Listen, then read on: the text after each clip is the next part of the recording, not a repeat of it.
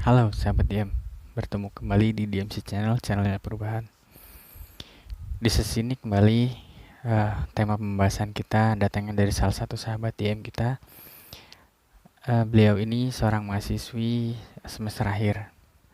Beliau ini punya cerita pada saat sedang mengerjakan skripsi, terkadang suka muncul rasa malas.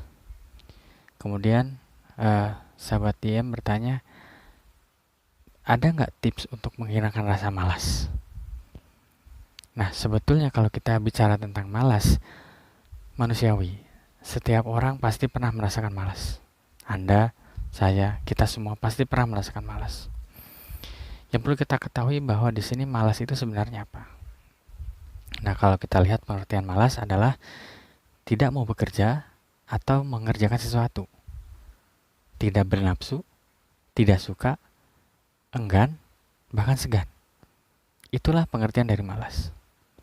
Nah, tapi kita harus tahu juga penyebab kenapa malas itu bisa datang. Nah, ternyata setelah kita lihat bahwa ada 3 penyebab rasa malas itu datang.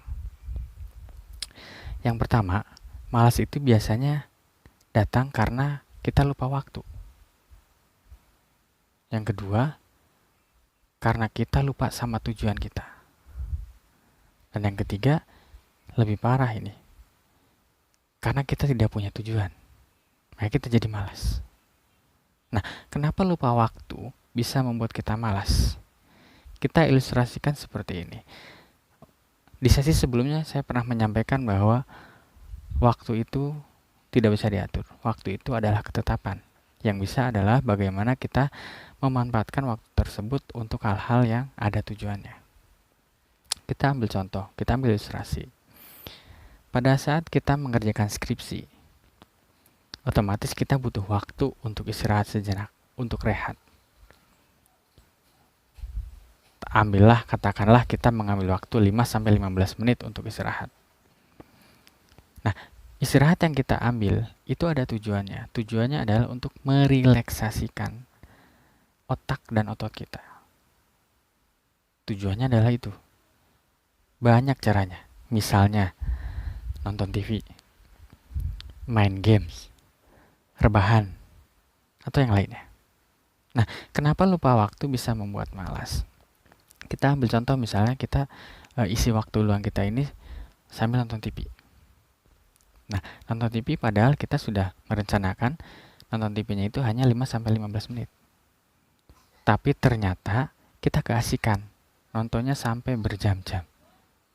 Dengan alasan apa? Tanggung nih, dikit lagi, tanggung. Lagi seru-serunya nih.